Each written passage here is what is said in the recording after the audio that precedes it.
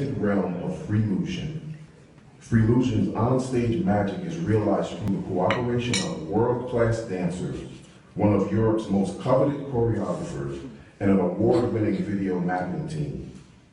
Freelution Dance Company has been on primetime talent shows in the United States and England, including America's Got Talent and Britain's Got Talent. With more than 15 shows in their arsenal and 40 dancers worldwide, Freelution is the planet's very first and most successful 3D dance company that is always one step ahead of the future.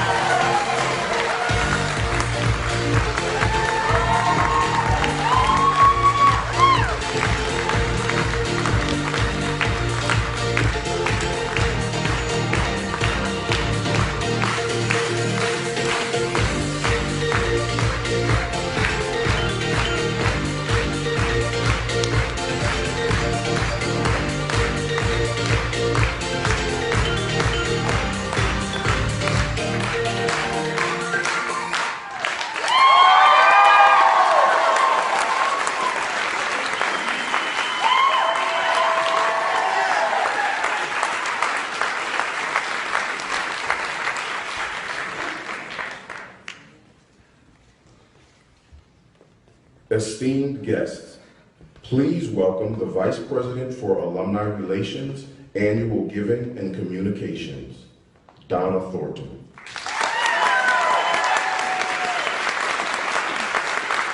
Wasn't that fantastic? How about another round of applause?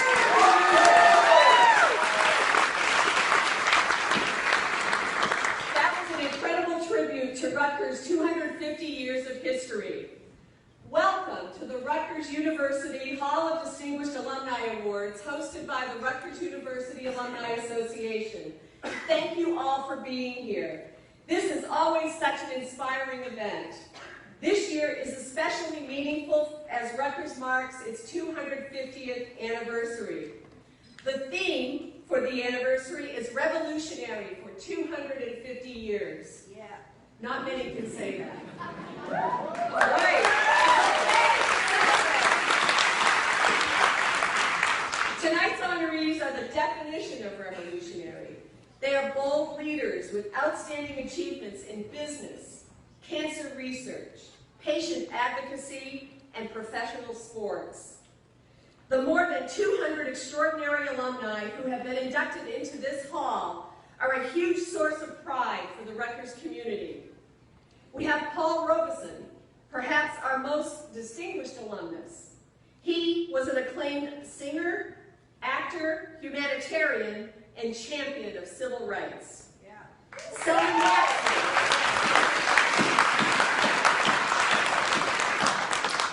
Selden Waxman, the first Rutgers graduate to win a Nobel Prize, which was won for physiology and medicine.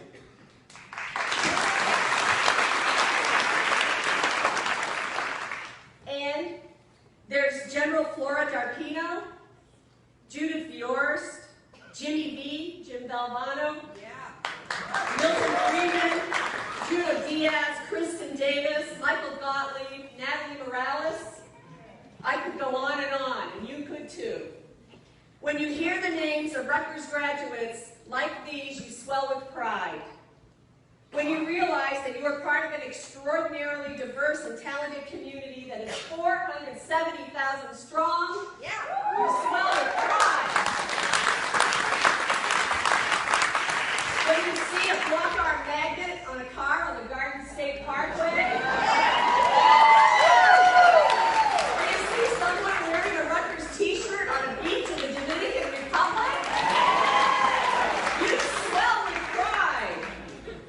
That feeling, that pride, in whatever makes your Rutgers ties most meaningful to you, that feeling is what it means to be Scarlet forever.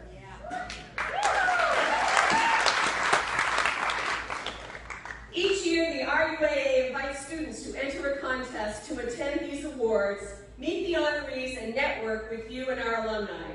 Contest winners were selected by the RUAA Student Scarlet Council, the Alumni Association's official student group. The Scarlet Council, they're good. The Scarlet Council connects students and alumni to inspire lifelong engagement with the university, and they've done a great job tonight. Please join me in thanking these future alumni leaders. And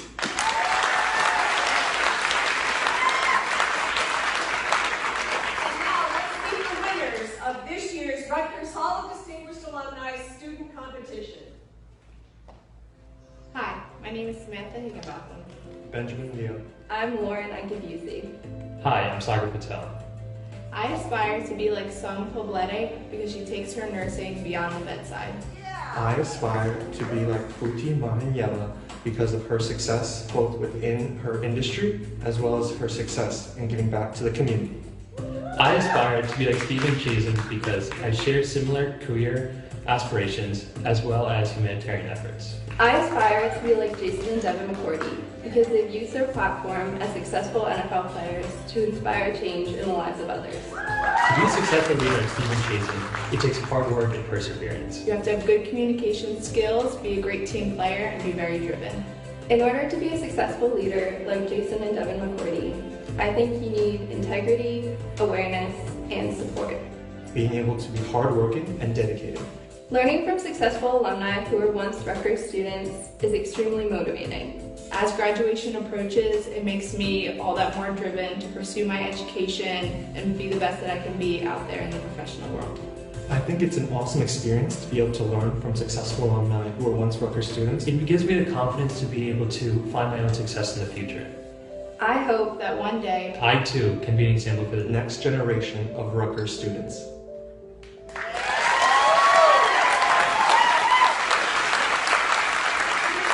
Please welcome Samantha, Sagar, Benjamin, and Lauren.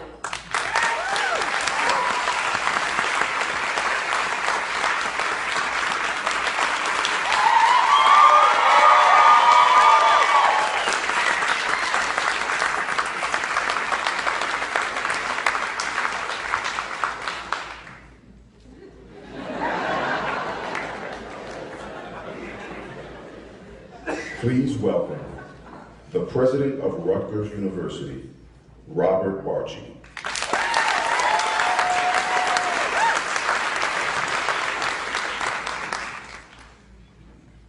Well, thank you very much. It's a delight to be here. You know you're getting old when your wife tells you to watch out for those stairs. Yes, dear, I'm watching. And I have to say, Donna, I want to applaud you and your volunteers and all the staff. You've really turned this event into a spectacular happening. Really went uptown. I just have to ask one question, Donna. What exactly did you take this afternoon? Really pumped. I mean, really pumped. That's all right. It's the best I've seen. That's great. I love it. And it certainly does add to the significance that we're celebrating our 250th anniversary this year. And you know, this place has so much history, and it's our alumni that generate the history. You go back and you look at exactly where that history came from. It came from the alumni. So what we do here every time we get together is to celebrate one more incremental addition to that historical context. And next year we're going to add more than 16,000 new alumni to the Rutgers 470,000 alumni out there. 16,000 in the stadium with about 50,000 in attendance. And for our 250th, we're just really popping on our buttons to have President Barack Obama there to deliver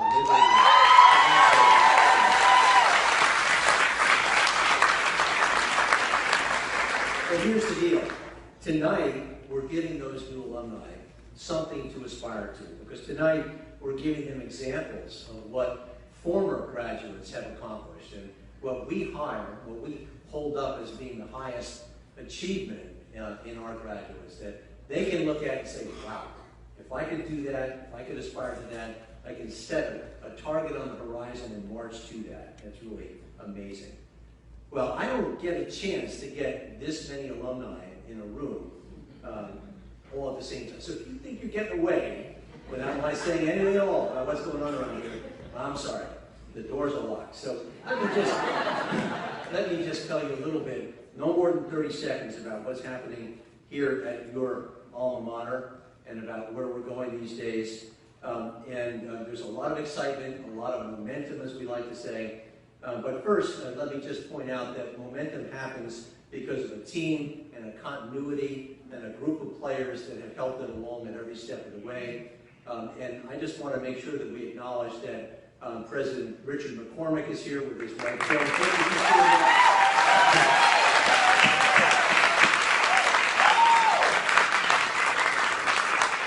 Because many of the things that I'm all too happy to take credit for really started on Dick's watch, and we're just kind of picking up and moving along.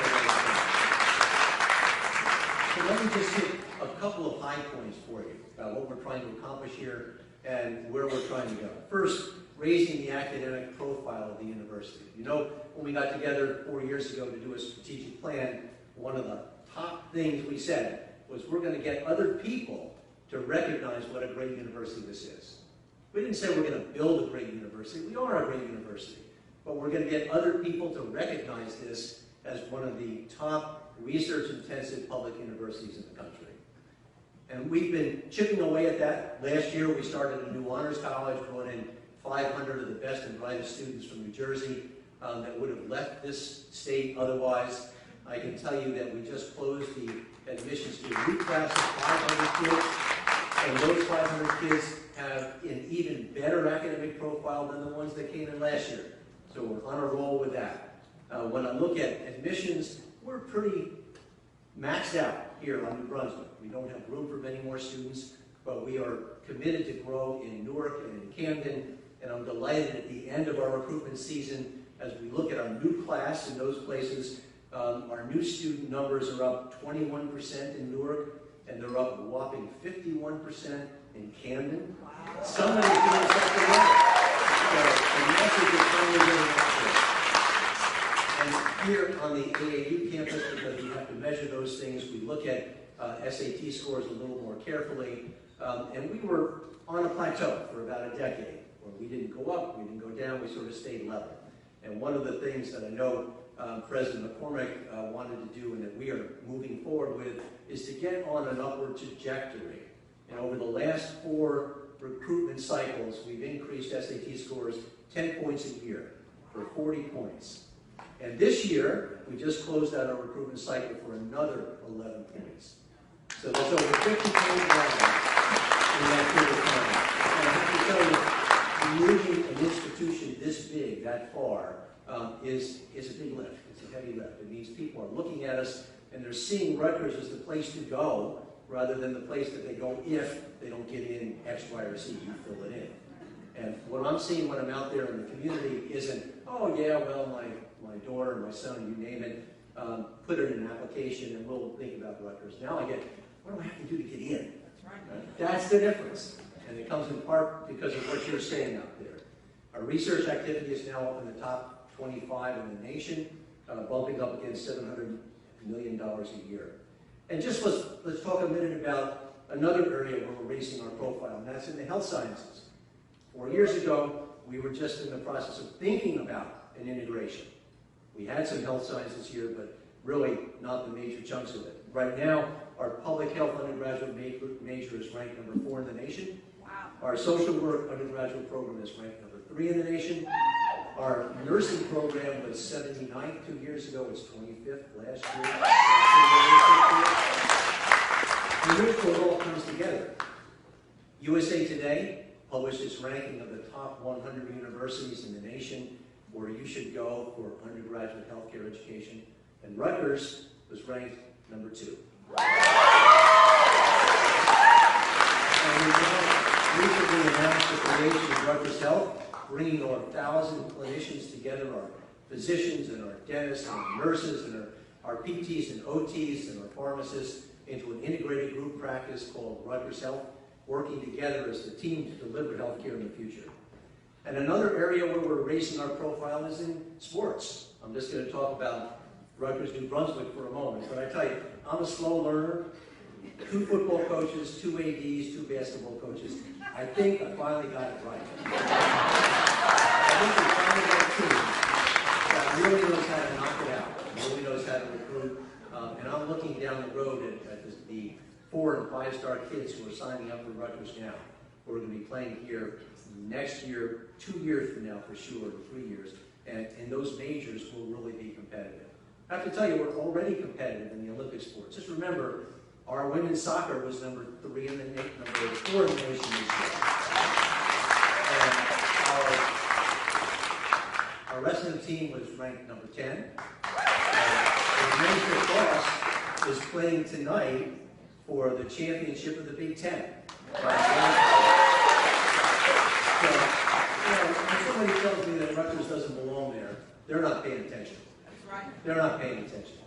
So you just wait, you keep coming out to those football games because we'll give you something to see. And Pat Hobbs turned on the Jets for fundraising, and since he's been here 6 months, he's raised $30 million for a new facility, for a multi-sport training facility for our athletes. And now this summer we're ready to go. We can get that started with our tax credits, and we can get that up and running. I'll just touch on one last area. You see the campus. I took Steve Chase and Pat on a tour this morning to see what's happened around here. I hope you have a chance to do that too. Almost $1.2 billion worth of construction has been started in the last few years and will be finished in the next 18 months. That doesn't talk about what we're doing down the road. That's just right here and right now, whether it's the Honors College or the SAS Academic Building, or that great new facility where the grease trucks used to be. I know they were really good, but they're still around, so you can't. The Chemistry and Chemical Biology Building is about half done. Will open next year, and we just had the pleasure of breaking ground on a new engineering building just a couple of days ago. New buildings in Newark and in Camden, so things are happening. But it's not about the bricks and mortar, it's about the faculty and the students and the message that we're sending out there. So this is our 250th year. Throughout the year, we've had a bunch of academic symposias, and I hope that you'll come back and join us for the final celebration next November when we close out this year. So that was more than 30 seconds, but thank you for bearing with me.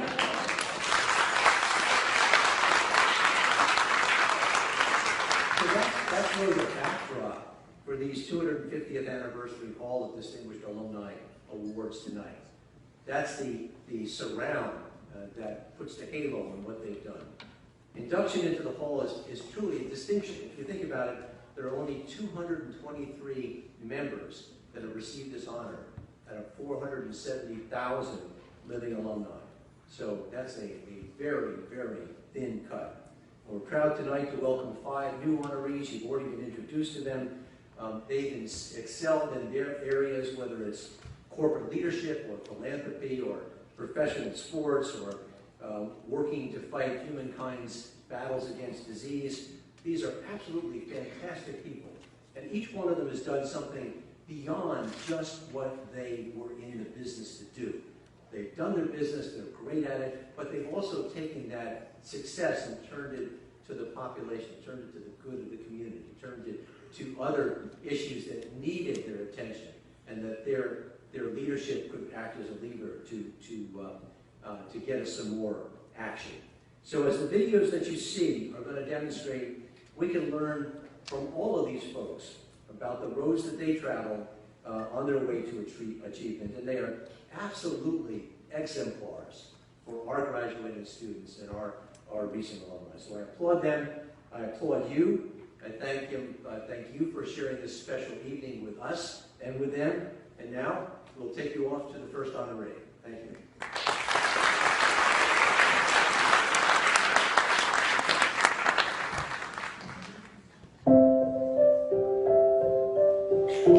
As President and CEO of Stand Up to Cancer, Sam Pobleti helps to accelerate the pace of cancer research in the United States and brings promising therapies to patients. While cancer is a daunting opponent, Sam's mentors at Rutgers armed her with the confidence that anything worth fighting for, including a cure for cancer, can be achieved through persistence, passion, and teamwork. We immigrated back in the 70s from South Korea. My parents were really dedicated to my sister and I having the best education possible. And so we came to America to start our new life together. Everything that they taught me was really about hard work, dedication, and being passionate. If you're not passionate about doing something, they would say you're not in the right role, or you're not doing what you should be doing. So growing up with that was very inspirational, and it's what made coming to Rutgers University such a worthwhile endeavor for me, because you get out of it what you put in. In 1985, so it began a wonderful relationship with Rutgers University, where countless professors who were just amazing in terms of being inspirational, they left a really indelible impression. Dr. DeMeo, who was always encouraging and inspirational, helped me to really seek additional degrees here at Rutgers, my master's in science as well as my doctorate.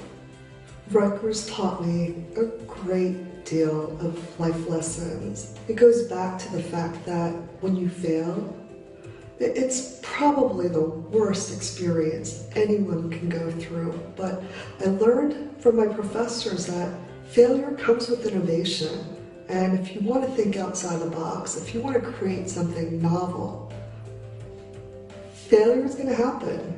For me at Rutgers, they taught me that it was a really safe place to incubate those creative and innovative ideas and learn that failure is not a bad thing. I define success in the way that I've learned from Rutgers University. It's never an individual, it's a team. And if you think about what I do as president and CEO, I'm only good as the people that I surround myself with. If you think about it, the first collaboration was these wonderful women who joined forces and decided to compete against cancer. I was motivated to become part of the group and stand up to cancer because these ladies know teamwork. What keeps me motivated to work hard is that all of us are wired to do good, and tapping into that network and allowing people to feel good about doing wonderful things is a privilege. And if I can get everyone to stand up with me, that would be my legacy.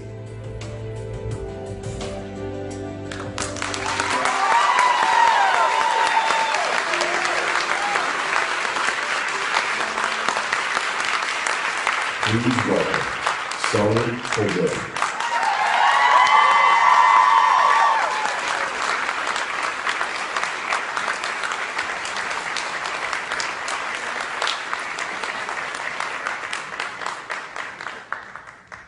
Wow. Thank you. Thank you, President Barchi, and thank you to the Rutgers University Alumni Association. I'm deeply honored to be one of this year's inductees, and I congratulate the other distinguished alumni who are also being recognized this evening. I have to say, I haven't seen the video until today, and I was sitting next to Dr. DeMeo crying together. One of the most valuable gifts that Rutgers University School of Nursing gave me was the mentorship of some very talented and amazing professors who gave me wisdom and the imagination to make the impossible possible. The lesson of mentorship is something I carry along with me, and this lesson served me well while I was in LA. The legendary Hollywood producer, the late Laura Ziskin, the entertainment and media industry leaders who co-founded Stand Up to Cancer, taught me to use their bully pulpit to make cancer a first-tier issue in this country, and also to change the culture of cancer research by accelerating the translation of new and effective therapies from the laboratory to the patients who need them desperately.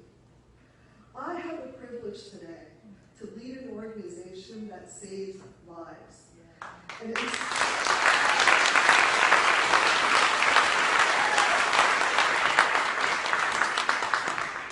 an essential part of who I am today is due to Dr. Dorothy DeMeo, my mentor of 30 years. I would really like to hear about it.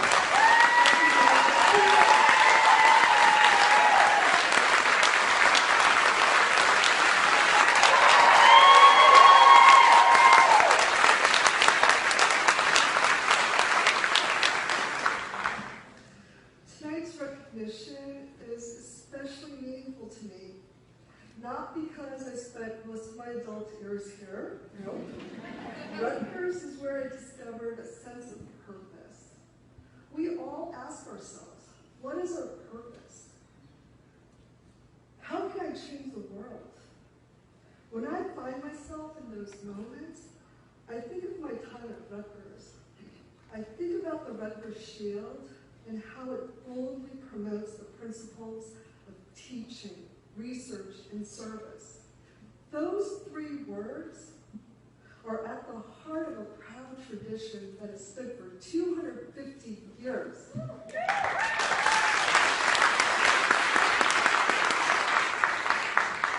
I'm a part of that tradition, and so are you. And that is why I will stand up to cancer until cancer is no more.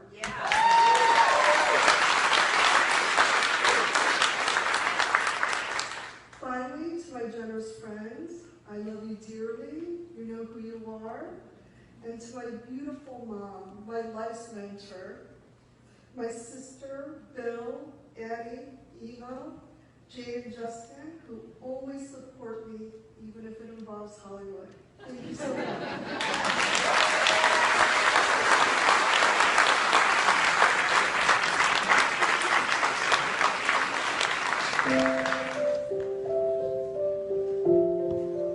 Steve Chazen is a true business rock star. He's a distinguished business executive who most recently served as CEO of Occidental Petroleum, one of the nation's largest oil and gas companies. Success for Steve, though, is not about having wealth or status. It's about having a positive influence on other people and leaving a legacy of integrity, hard work, and lifelong learning.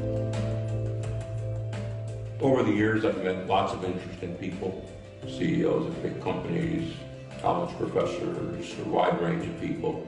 So in each person, I took a little bit of them and I said, gee, if I could be like that, I would want to be not like that. I've done it my whole life, going back to the time I was a little kid talking to people about what I was going to be when I grew up. I think Rutgers created the passions, the things that guided me in my life. I became a geology major. There were only 10 geology majors. We had small classes, good professors, and freedom to take things that are outside the major. When I took statistics in school, the geology professor thought I was crazy. Like, what are you taking that for? You should take more paleontology. And actually, if I look back on my life, what changed was statistics. Because I still today think of things in probabilistic terms. All of a sudden, this is how the world works. So my whole life has been about how to understand what risk is and understanding that risk variation is good. What you learn is that you can't take every risk. So you have to decide what kind of risks you're willing to take for your enterprise. I was drafted into the Army, gave me the ability to interact with a wide variety of different kinds of people. The situation in Vietnam makes you realize how fortunate a person you are, because a lot of people around me didn't come back. And so my whole life I viewed myself as extremely fortunate and hopefully here for a purpose. I think the most important thing is to leave behind a culture of integrity. Being successful in business or not doesn't say anything fundamental about you. So I think the important thing is that you work with people you respect and you run your life as honestly as possible. Integrity is a bit stronger word than just being honest. Integrity is about taking responsibility for your actions. Being a CEO is principally about responsibility. Your responsibility is not to yourself, I'll be just fine. Responsibility is to the employees who've made their career there, your responsibility to shareholders. But I will say this, I deliberately go out looking to be responsible. For us, my wife and I, success would be to disperse the things that we've been fortunate to give, and that, whether that's advice or money or whatever it is. How we influence people's lives, have you made them better? Have you taught them? That's the stuff that makes you successful, is that you would positively influence people's lives. You're not going to build a monument to yourself. All you have is the people you influence positively, and that you ran the race well.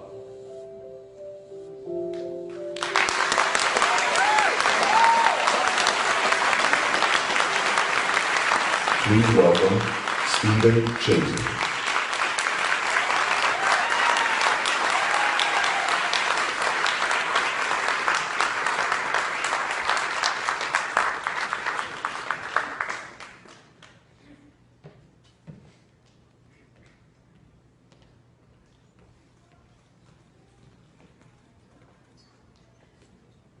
Well, there's a lot of betting back in Houston that I actually couldn't run this.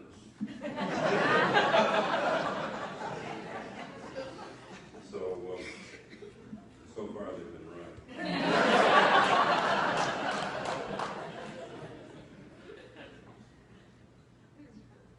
I'd like to congratulate the other people who have been appointed, like It's a great group, and businessmen always feel it's sort of out of place for people like this. I'd like to thank Rutgers for this honor, and Dr. Varchi for his kind but over-the-top remarks. I even like the pun about being a rock star. Geology major, just in case.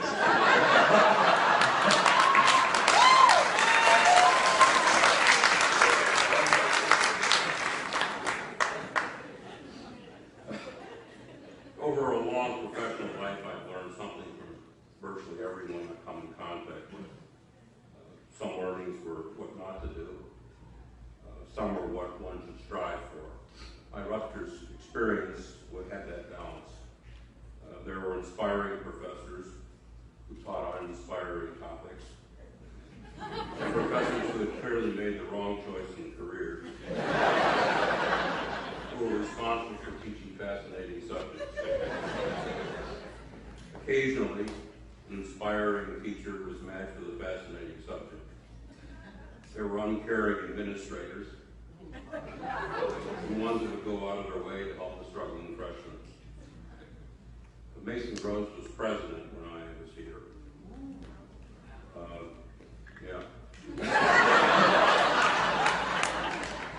My wife also told me not to trip on the stairs.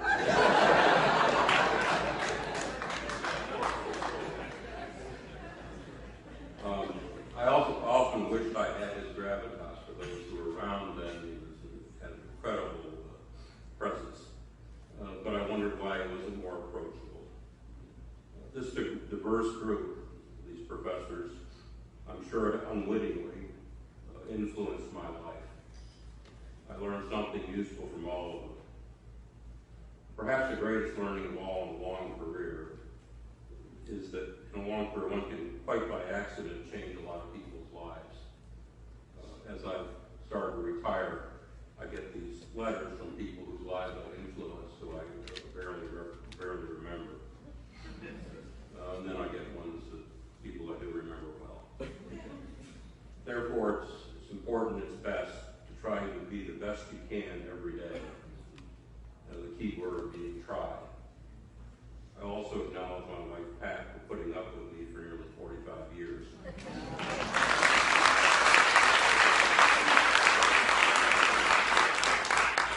No one I know tries harder every day to be the best she can be.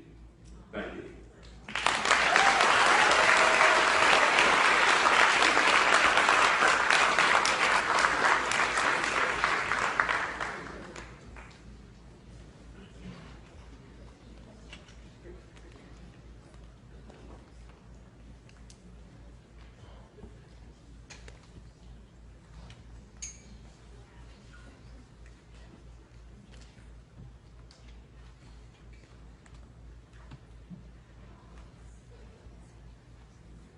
Please welcome the chair of the Rutgers University Alumni Association Board of Directors, Tim Farrow.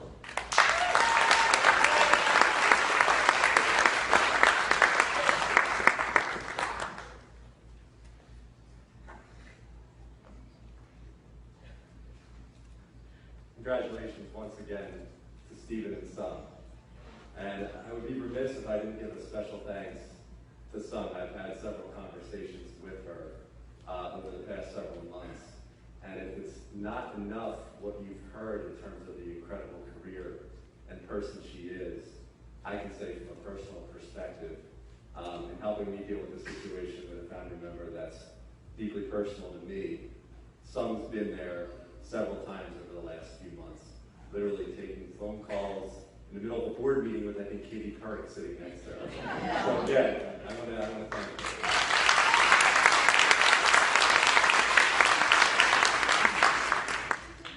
Before we meet the next of this evening's honorees, it is important that in this 250th anniversary year, we recognize all members of the Rutgers Hall of Distinguished Alumni. We are thrilled to have the past inductees with us this evening, including Ruth Ann Burns,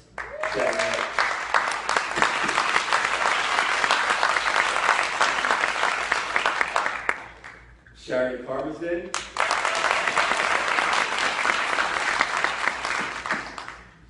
Lacey.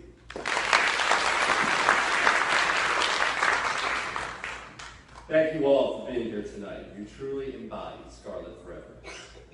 Now, let's take a moment to remember Rutgers Hall Distinguished Alumni members who are no longer with us.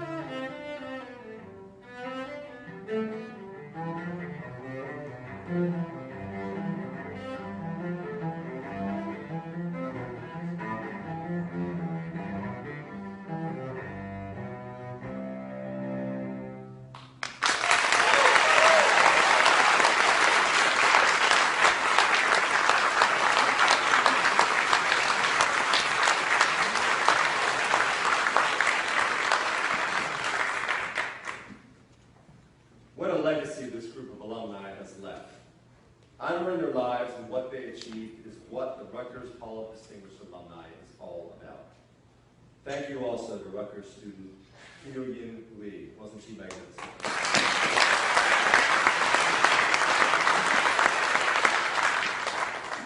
Now, let's meet our next 2016 honoree.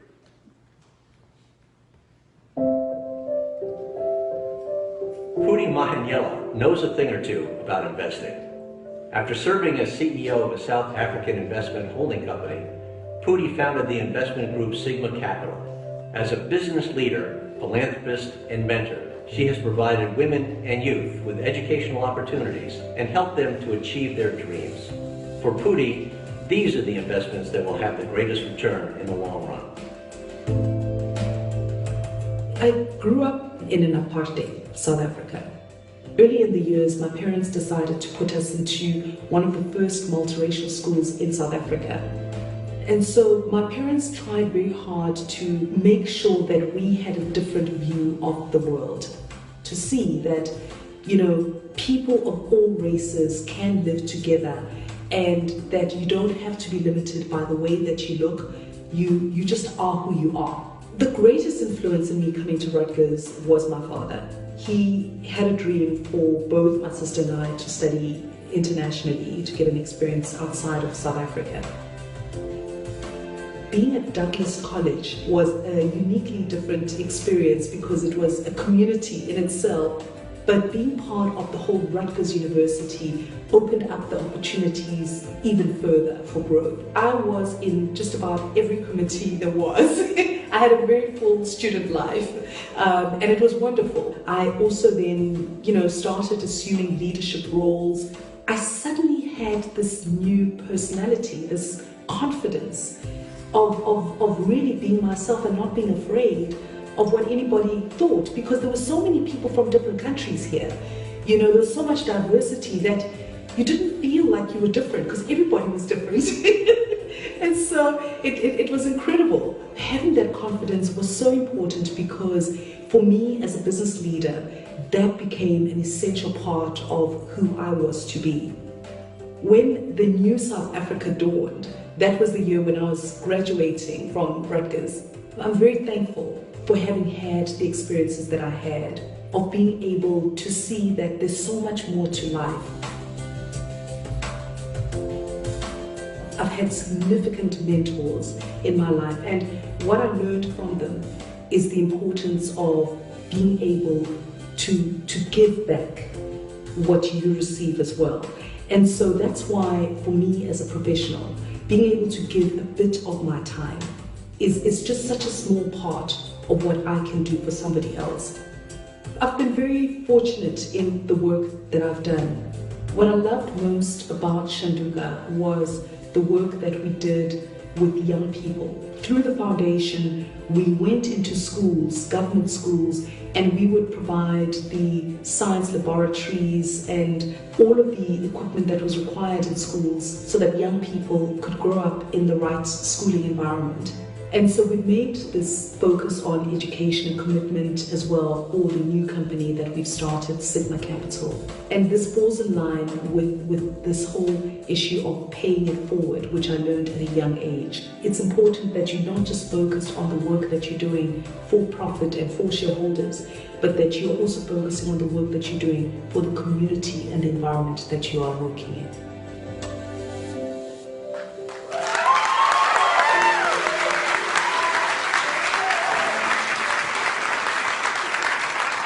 Please welcome Pootie Mahanyela.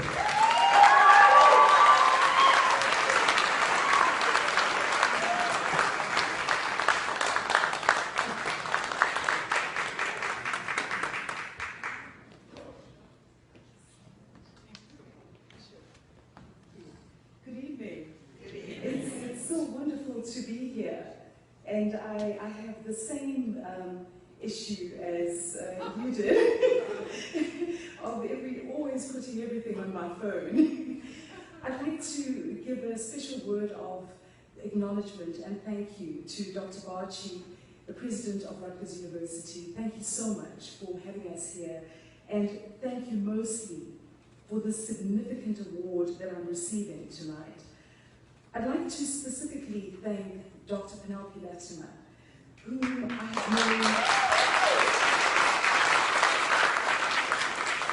have known Dr. Latimer now for 28 years, which is the period from the time that I first came to Rutgers University up until now, because beyond that time that I spent at Rutgers, we continued with the relationship. And I've really just been so significantly thankful for all the time that I've had of spending with her and for the relationship that we've developed in the process. I would like to also thank Valerie Anderson and Bernice Benable for the significant role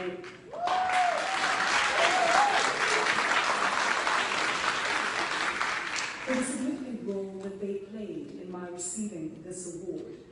And I would like to thank my sister who's here with me, Paul Mahaniele, and my family friend, Clarissa Katib, who came here from South Africa with me as I received this significant acknowledgement.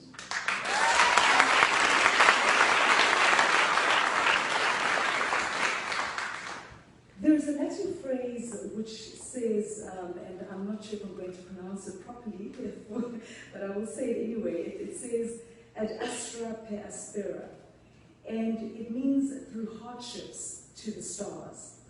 And I had the opportunity to see this in real life, looking at the adult people that were around me as a young person. And these people were Dr. Mary Agnes Latimer, the mother of Dr. Penelope Latimer, and my own father, Professor Mohani Mahaniele. And, you know, having seen my own parents who grew up and were adults in a legalized racist South Africa, I was able to see how they were able to create a life for themselves as well as their children, being my sister and I, in spite of their environments. You know, and so both my father, Professor Mohani Mahaniele, and Dr. Mary Agnes Latimer were two adults living in different parts of the world. And yet, what I loved about both of them is the manner in which they were able to transform their lives in spite of that. And this is what really drove me, just seeing what they were able to achieve in spite of the environment that they were in. A good friend of mine once said to me that life is 10% what life does to you, but 90% how you respond. And I truly have had the incredible fortune of seeing how people can change their life situations around through both Dr. Latimer as well as my father, and many other people that I had the pleasure of being able to grow up with. But I've also had the incredible fortune of meeting with some of the outstanding people that we have seen in our nations. And some of these people include the former President Nelson Mandela, whom I met a few times at his home. And in recent years, I had the good fortune of meeting with President Clinton as part of his Clinton Global Initiative. And then for the past 11 years, I worked with the Deputy President of South Africa, Mr. Cyril Ramaphosa. And here's the one thing that all these men in different parts of the world had in common: humility. It is so significant to see how people who can do so much can be so humble in nature. And that stayed with me. I believe that the fact that each and every one of us is here and that many of us can see and hear me unaided tells me that surely there is something significant that each and every one of us is supposed to do. Whether or not you can see me with help or cannot see me, whether or not you can hear me or not hear me, the mere fact that you are here says that there is something significant that you are supposed to contribute in this world, in spite of the environment that you may be in. And so it is really with this belief that I remain thankful and I continue to push my life, because I know that there has to be a reason for me being here, as I believe that there's a reason for you being here on this earth. And so in closing, I'd like to quote Maya Angelou, who said, I've learned that people will forget what you said, people would forget what you did, but people will never forget how you made them feel. And so I'd like to thank the Rutgers Alumni Association, the Douglas Alumni Association, for this significant opportunity of being here in front of you. And thank you to each and every one of you for spending this evening with us. Thank you.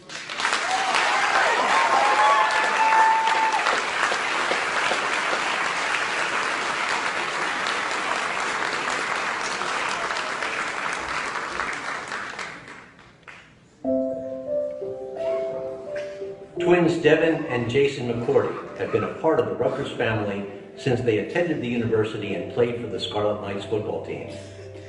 Since then, they've gone on to stellar careers with the New England Patriots and the Tennessee Titans. But even more important to Devin and Jason is the difference they make for families off the field. Early life was very humble beginnings, but I think a hard-working family. It was three of us, and we kind of took on the, three of us against the world kind of mentality. Our father passed away when we were just 3 years old. He had an asthma attack that led into a heart attack, so my mom had to take on a huge role of providing for us and doing everything for us.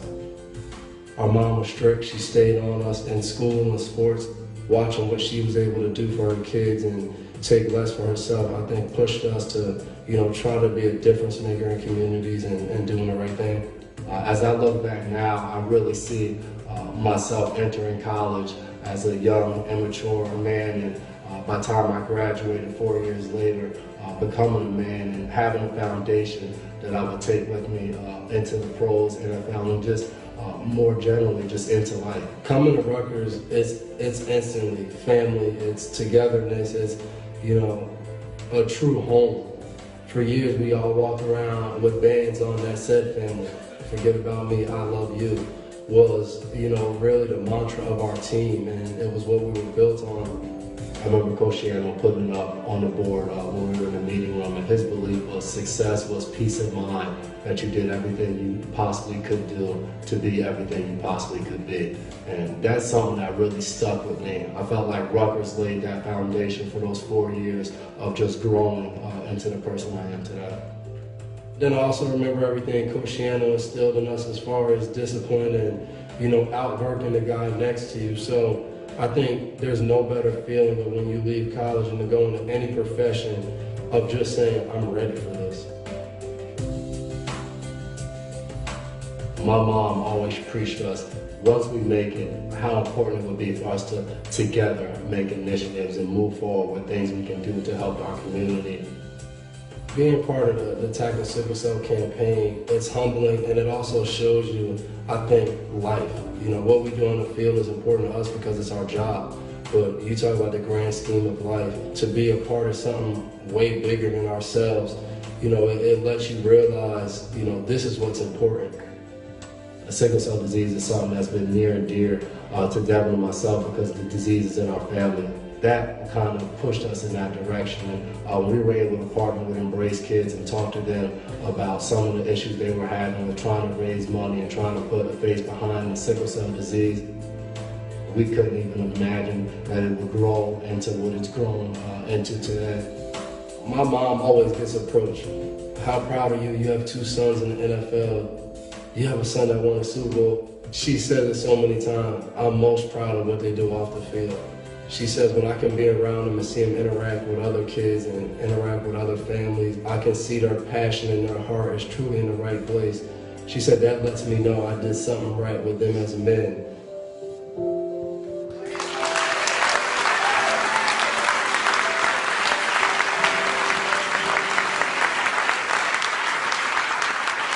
Please welcome Jason and Devin McCourty.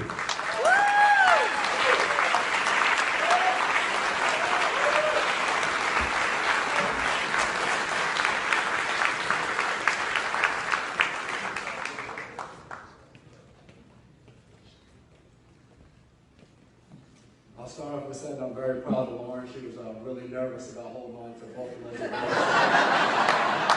Feeling like she was tasked with the toughest job of having a whole team. And everyone else. But, first and foremost, I want to thank God. bless you.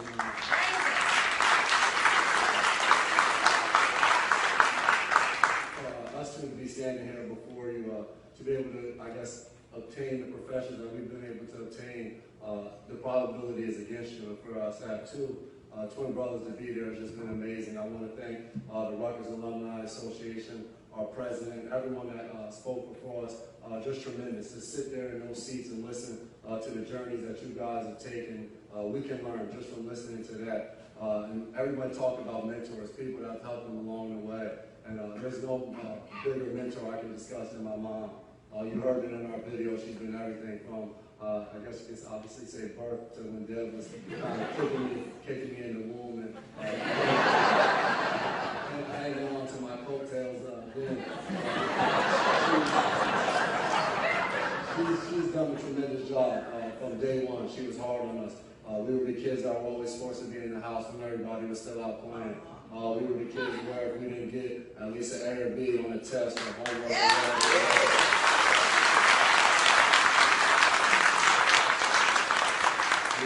we weren't playing in the sporting event or we weren't going to practice. And it was those skill sets and those things that she taught us, those morals at a young age of doing the right thing, of outworking the person next to us, that kind of carried us on and brought us to Rutgers. Also want to thank my older brother who's here. As you saw in that video, our father passed away. We were just 3 years old, and he was the best big brother you can be. He was that.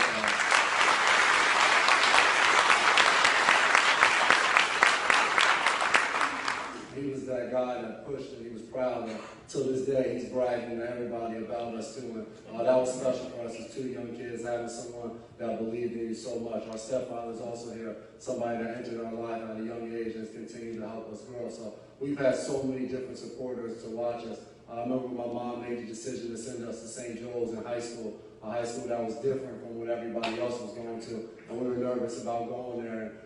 They were the first ones to kind of get their hands on us and start to mold us into the men that we've become today. And obviously, the last person I'll thank individually is my beautiful wife. We've been married now for 2 years.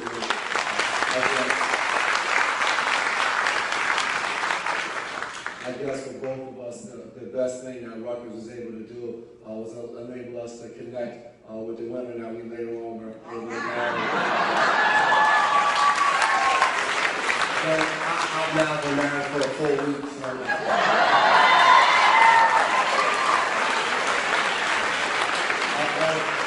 I was just about to say don't give him too much credit, it's only been 7 days. But I'll let him speak as well. I think he has a little timer on me. He knows we only have 2 minutes, so he's been counting down. But Rutgers has been tremendous for us. You saw how we spoke about Coach Shiano and all the other coaches are here, but our teammates, one of the guys is here in the stands, Kevin Malice, the guys that we've been able to,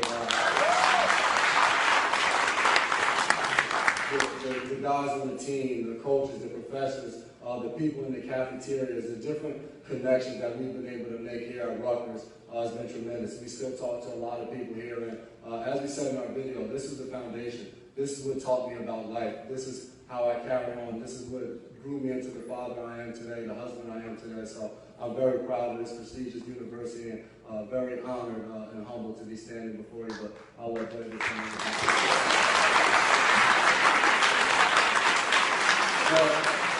Obviously, when you see twins, one plays for the Patriots, one for the Titans, everyone was excited to hear me speak, so I'll let him speak first. We're twins, but there's only one Super Bowl champion.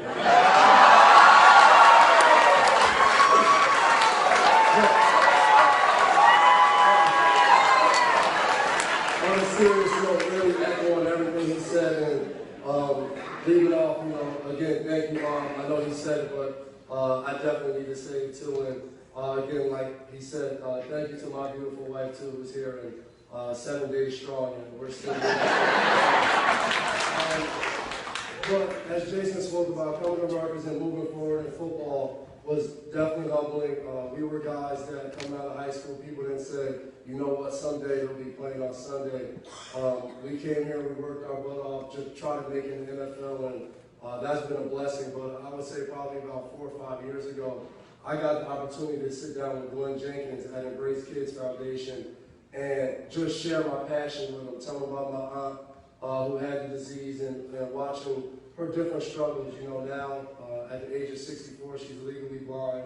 She's on oxygen 24/7, and you know, watching that, you know, I had no plan. I didn't know what I wanted to do, but I got to just sit and talk to Glenn, and you know, just talking to Glenn, he has so many different ideas, and he was very passionate about sickle cell, and he said they started different initiatives, but it didn't work out, and we just continued to talk, and then we brought in Pat Capper, who has been amazing. He's helped us really bring every thought, you know, to life and make it bigger and better every year. So between Embrace Kids and Glenn and Pat, we were able to come up with our first 5K, and that went well. You know, we had a blood drive here at Robert Wood Johnson University, and we were blown away by it. And it just goes to show when two guys realize what you do for a living, playing football, isn't really that important. You realize be a part of a community, be a part of society, and be someone that people can say, you know what, they treated me well. They did good things in the community, not just run fast and jump high. That meant something to us. So now looking back and realizing we do a 5K walk every summer in Jersey City. We do the blood drives here right at Robert Wood Johnson every year. And we also had a casino night here in New Jersey. We've had it this past year at Rutgers, which made us extremely proud to know that Rutgers was fully behind us and had it right at the stadium. And then myself, I've also had 2 casino nights in Boston with Boston Children's Hospital. So just to think of a simple idea for something you want to do for a family member that you love dearly, and to see how far it's grown, and the families and the young children that we've gotten to meet, it's a humbling experience. So to stand in front of you and accept an award with a bunch of people that I don't think we really get close to touching, that they've led tremendous lives and affected so many people. Us at only 28, we've just tried to do as much as possible, but it's humbling to stand in front of you and accept this award, and to be acknowledged with so many great people, 223 people, and to add our name. Our mom's proud, and we're extremely proud, so thank you guys for even listening to us.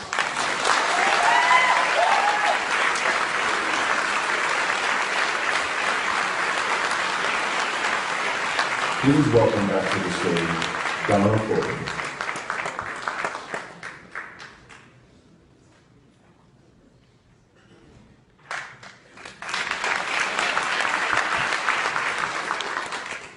Well, that was inspiring and moving.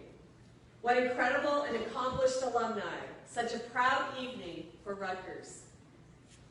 Pootie, Jason, Sums, Stephen, and Devin, we all swell with pride for all you have done and for the honor you bring to Rutgers University. You truly embody Scarlet Forever. Let's take another round of applause for these great honorees.